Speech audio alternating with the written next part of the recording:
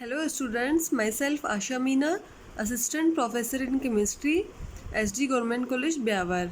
आज का हमारा टॉपिक है types of molecular vibration in IR spectroscopy. हम सभी जानते हैं कि किसी भी मॉलिक्यूल में एटम्स आपस में कोवलेंट बॉन्ड्स के थ्रू बॉन्डेड होते हैं। यहाँ पे ये जो कोवलेंट बॉन्ड्स होते हैं ये रिजिड फॉर्म में नहीं होकर ये इलास्टिक फॉर्म में होते हैं, और इलास्टिक फॉर्म में होने के कारण ही इन मॉलिक्यूल्स में बहुत सारे वाइब्रेशंस हो सकते हैं। तो यहाँ पे इन सब वाइब्रेशंस को हम 2 टाइप्स में डिवाइड करते हैं। सबसे पहले है stretching vibrations in which bond length changes and that require more energy. किसी भी बॉन्ड को स्ट्रेच करने के लिए हमें बहुत ज़्यादा एनर्जी की आवश्यकता होती है, और स्ट्रेच करने पर उस बॉन्ड की उस मॉलिक्यूल में बॉन्ड्स की बॉन्ड लेंथ में चेंजेज होता है। ये बॉन्ड लेंथ या तो इंक्रीज होगी या डिक्रीज होगी। इस तरह के वाइब्रेशंस को स्ट्रेचिंग वाइब्रेशंस कहा जाता है। इनको फर्दर 2 टाइप्स में डिवाइड किया गया है, सिमेट्रिकल स्ट्रेचिंग एंड सेकंड है एसिमेट्रिक स्ट्रेचिंग। स्ट्रेचिंग वाइब्रेशंस के अलावा दूसरे टाइप्स की जो वाइब्रेशंस है वो है bending vibrations in which bond angle change that require less energy. मतलब बेंडिंग वाइब्रेशंस ऐसी वाइब्रेशन जिनमें कि बॉन्ड एंगल में चेंज होता है, और बॉन्ड एंगल यहाँ पे क्योंकि चेंज हो रहा है तो इस तरह के वाइब्रेशंस में किसी भी मॉलिक्यूल्स में जो बॉन्ड्स हैं उनको बैंड होने के लिए कम एनर्जी की आवश्यकता होगी, इसलिए बेंडिंग वाइब्रेशंस के लिए यहाँ पे कम एनर्जी चाहिए।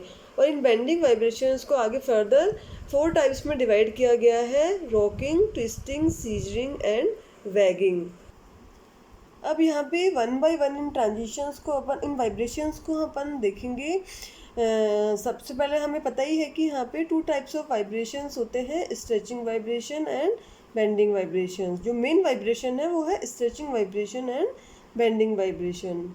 स्ट्रेचिंग वाइब्रेशंस और oscillation along the line of bond, change in bond length. मतलब क्या हो रहा है यहाँ पे, along the line of bond के थ्रू यहाँ पे वाइब्रेशन हो रहा है, और बॉन्ड लेंथ में यहाँ पे केवल चेंजेस हो रहे हैं। अकर्स एट हायर एनर्जी, क्योंकि किसी बॉन्ड को बेंड करने की तुलना में स्ट्रेच करने के लिए यहाँ पे ज़्यादा एनर्जी की आवश्यकता होती है, इसलिए यहाँ पे इस तरह के वाइब्रेशंस के लिए जो एनर्जी चाहिए वो क्या चाहिए, ज़्यादा चाहिए। और ये एनर्जी होती है 4000 से 12,015 सेंटीमीटर इनवर्स तक की। 2 टाइप्स के होते हैं। सबसे फर्स्ट है symmetrical stretching. Symmetrical stretching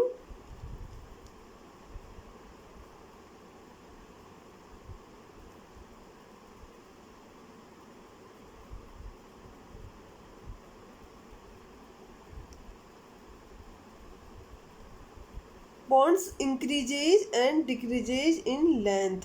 2 bonds increases and decreases in length simultaneously। मतलब सिमेट्रिकल, जैसे नाम से ही इसको हम देख रहे हैं, सिमेट्रिकली मतलब सममित, समान रूप से ये जो दोनों बॉन्ड्स है कार्बन से जुड़े हुए दोनों हाइड्रोजन एटम कोवैलेंट बॉन्ड के द्वारा बॉन्डेड है, तो ये दोनों बॉन्ड की बॉन्ड लेंथ साइमल्टेनियसली या तो इंक्रीज होगी या डिक्रीज होगी एक साथ समान रूप से। तो उस तरह की स्ट्रेचिंग को यहाँ पे कहेंगे सिमेट्रिकल स्ट्रेचिंग। दूसरा यहाँ पर है asymmetrical stretching. In this one bond length is increase and other is decrease.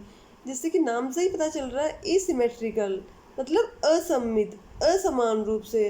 तो यहाँ पे अगर इस तरह से कोई ट्राई एटॉमिक मॉलिक्यूल हो तो सेंटर एटम से जो एक एटम जुड़ा हुआ है उसकी बॉन्ड लेंथ अगर इंक्रीज हो रही है तो दूसरे बॉन्ड की बॉन्ड लेंथ क्या होगी, डिक्रीज होगी। तो इस तरह की अगर स्ट्रेचिंग हो रही है तो उसको कह रहे हैं यहाँ पे एसिमेट्रिकल स्ट्रेचिंग। दूसरे टाइप ऑफ वाइब्रेशन है वो है बेंडिंग वाइब्रेशंस। वाइब्रेशन और oscillation not along the line of a bond. जहाँ पे symmetrical vibrations along the line of bond है, वो यहाँ पे vibration not along the line of bond. These are also called as deformations. In this bond angle is Altered, यहाँ पे केवल bond angle में चेंज होगा, अकर्स एट लो एनर्जी। जैसा कि मैंने पहले भी बताया है कि किसी बॉन्ड को स्ट्रेच करने की तुलना में बैंड करने के लिए कम एनर्जी की आवश्यकता होती है। तो इस तरह के बेंडिंग वाइब्रेशंस के लिए जो एनर्जी चाहिए वो बहुत ही कम चाहिए, 1400 से 6686 सेंटीमीटर इनवर्स के आसपास की एनर्जी ही सफिशिएंट होगी। इनको फर्दर 2 टाइप्स में डिवाइड किया गया है। इन प्लेन बेंडिंग जिसमें आएगा सीजरिंग एंड रोकिंग, एंड दूसरा है आउट ऑफ प्लेन बेंडिंग जिसमें आएगा wagging and twisting. In plane bending इसमें फर्स्ट टाइप है scissoring. This is an in plane bending, मतलब जो वाइब्रेशन हो रहे हैं वो एक ही तल में हो रहे हैं, मतलब सारे एटम्स एक ही तल में वहाँ पे प्रेजेंट है और वाइब्रेशन के दौरान भी एक ही तल में है। Scissoring, two atoms approach each other, इसको हम इस तरह समझ सकते हैं, सीजरिंग जैसे सीजर कैंची की तरह। जैसे कैंची हम चलाते हैं तो उसके दोनों आगे के सिरे एक साथ एक दूसरे के नज़दीक आते हैं और फिर एक साथ एक दूसरे से दूर जाते हैं। उसी तरह यहाँ पे भी मान लीजिए कोई ट्राई एटॉमिक मॉलिक्यूल है इस तरह का, तो ये दोनों एटम एक दूसरे से इस तरह के नज़दीक आएंगे और दोनों एटम एक दूसरे से यहाँ पे चेंज नज़दीक आएंगे और इस कारण से क्या होगा, बॉन्ड एंगल जो होगा वो डिक्रीज होगा। दोनों एटम्स नज़दीक आएंगे तो यहाँ पे बॉन्ड एंगल में चेंजेज होगा और बॉन्ड एंगल में क्या चेंज होगा, यहाँ पे बॉन्ड एंगल डिक्रीज होगी। सेकेंड टाइप ऑफ है रॉकिंग, जो कि इन प्लेन में हो रहा है vibration. Movement of atoms take place in the same direction, मतलब यहाँ पे जैसे ट्राई एटॉमिक मॉलिक्यूल है तो इसमें ये दोनों जो हाइड्रोजन एटम्स हैं इनका मूवमेंट एक ही डायरेक्शन में होगा। जैसे घड़ी का एक पेंडुलम होता है, पेंडुलम में जो पेंडुलम होता है पहले एक बार दाईं तरफ जाता है फिर बाईं तरफ जाता है, इसी तरह से ये जो दोनों एटम्स है एक बार दाईं ओर जाएंगे, एक बार बाईं ओर जाएंगे, दोनों एटम्स का मूवमेंट सेम डायरेक्शन में होगा। तो ये इस तरह का जो वाइब्रेशन होगा एक ही प्लेन में होगा और इस तरह के वाइब्रेशन के थ्रू किसी भी तरह का चेंजेस बॉन्ड एंगल या बॉन्ड लेंथ में नहीं होगा।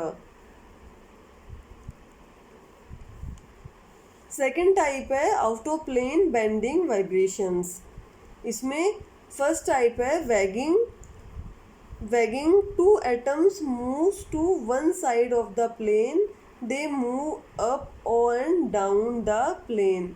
क्योंकि ये जो वाइब्रेशन है वो कैसे हो रहा है, आउट ऑफ प्लेन बेंडिंग हो रहा है। मतलब अगर मान लीजिए कोई ट्राई एटॉमिक मॉलिक्यूल है जैसे कि ये CH2 है, इस CH2 में कार्बन एटम एक प्लेन में है प्रेजेंट है, तो यहाँ पे दोनों जो हाइड्रोजन एटम्स है एक साथ ये दोनों एक साथ उस प्लेन से मूव करेंगे, या तो अप या डाउन, मतलब या तो ऊपर की तरफ या नीचे की तरफ। इसको इस तरह समझ सकते हैं, जैसे मान लीजिए एक दरवाज़ा है, वो क्या है, 2 पलरे वाला दरवाज़ा है, उसके दोनों पलरे हम जैसे गेट खोलते हैं, दरवाज़ा खोलते हैं तो दोनों पलरे एक साथ बाहर की तरफ जाते हैं, और जब हम उन पलरों को अंदर की तरफ खोलते हैं तो यहाँ पे जो उसके जो दोनों पलरे हैं जिस सिरे से जुड़े हुए हैं वो तो हो गया प्लेन हो गया उसका, और दोनों दरवाजे बाहर की तरफ जा रहे हैं तो ये प्लेन से बाहर की तरफ जा रहे हैं। तो एक बार मान लीजिए दोनों एटम्स ऊपर की तरफ जा रहे हैं और नीचे की तरफ जा रहे हैं, तो प्लेन से बाहर की तरफ जाके ये